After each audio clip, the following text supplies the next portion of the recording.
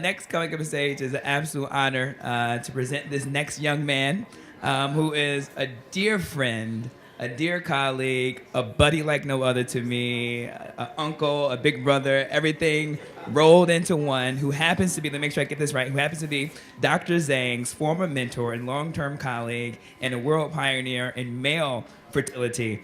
Fresh off his visit from being the first Jewish individual to be inducted to the Middle East Hall of Fame, Dr. Sherman Silber. Thank you, Mike. Thank you very much. Yeah, that's what I wanted to mention. No, I can't mention that? You know, when John was first just a fellow, and I would give my talks about male infertility, I like to give the examples about sperm competition. You know, gorillas are huge, massive animals that have little tiny testicles and tiny little penis. And chimpanzees that are only maybe 100 pounds have these enormous grapefruit-sized testicles. And I gave that as an example that chimpanzees have a huge amount of sperm competition in their culture. And gorillas have just one or two female mates, and if she's going to get pregnant, it's only going to be with his sperm. So our studies on the Y chromosome demonstrated that there is an inevitable and inexorable decline in spermatogenesis genes over the eons, over the millennia, that will always occur in men because of the instability of the Y chromosome. And that is overcome in chimpanzees by the sperm competition, so only the chimpanzee with the highest sperm count has a baby, and so those male offspring are more likely to have big testicles. So John and I had this immediate connection with each other when I gave these lectures. Many people missed them, but he came to all of my talks. We shared so many ideas. We were talking about minimal stimulation even before we had learned from the master, Dr. Kato, about minimal stimulation. We had all kinds of discussions, and we were trying to figure out what is it that brings us together. And we decided that the Jews and the Chinese have always had an extremely close relationship. I mean, really, the Chinese in Shanghai saved so many Jews from death during World War II, aided actually by the Japanese. There was a Japanese ambassador, as well as the Chinese in Shanghai, that saved all the Jews. And the Jews and the Chinese have a close relationship. And everybody thinks it's because there's such intelligence in Chinese and in Jews. But John and I decided maybe it's because we have small testicles. But just no sperm competition. But I would like to say that we have really great goals that go beyond, just being physicians taking care of patients. Our goals at New Hope are the goals that Dr. Kato and Dr. Kuyama. Oh, I'm sorry. Our goals are, I wasn't into the microphone. Our goals are similar to Dr. Kuyama's and Dr. Kato's, not just to take care of a group of patients well, but to really change the world. Our goals are easy stimulation for the patients so they don't go through the misery that IVF patients often have to go through. I think we're accomplishing that.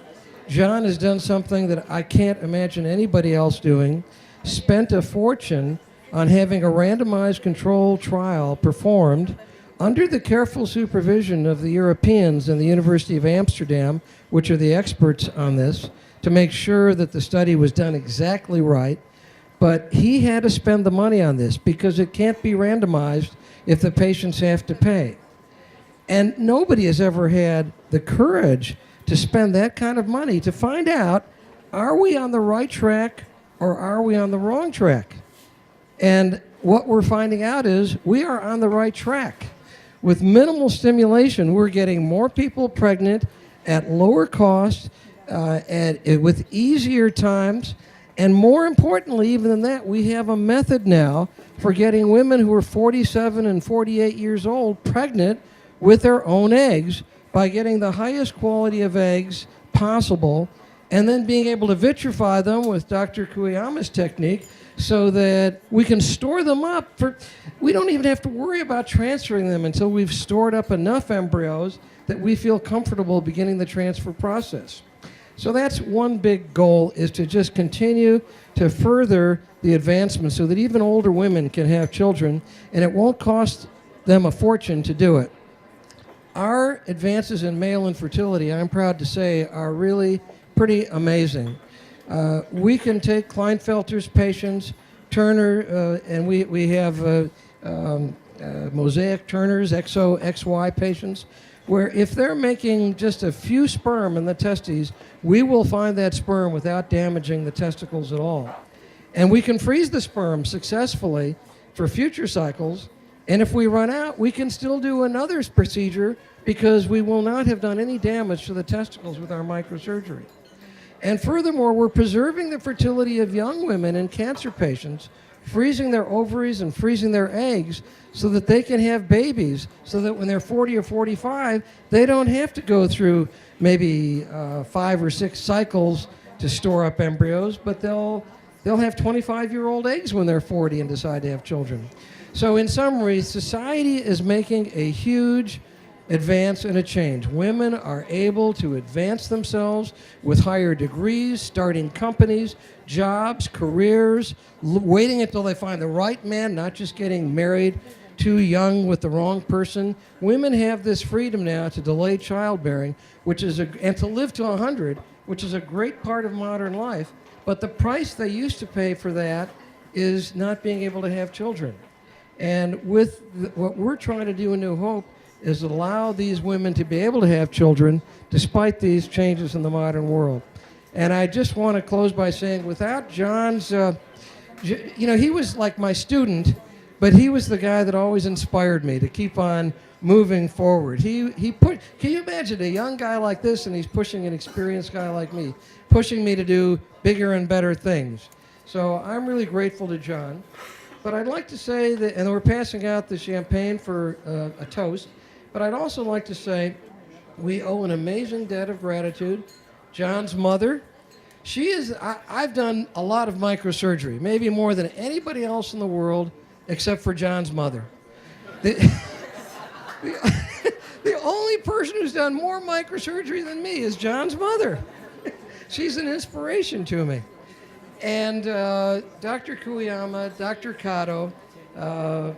Fumihito, Kiichi Kato, Dr. Takahara. When you mention your names in trouble, because you may forget a few names, the first person that greeted me in Japan, of course, was our friend. Described to me when I was first going to be picked up in Japan, I didn't know who I was going to be picked up by, and the secretaries at the Kato Clinic said, "Oh, just look for this Japanese gentleman that has a very kindly face." And that was Tadashi. So I just want to say thank you, and to Louis, who had the first egg freezing pregnancy in Mexico. So to our whole family of friends, we owe a tremendous amount, and John and I are very grateful for all the help and all the guidance you have given us. We couldn't have done it without your intellectual guidance and ideas. But without John's energy, none of this would have happened. John is the person who is spreading these new ideas started by Dr. Kato and Dr. Kuyama around the world, and I'm just happy to be part of John's movement.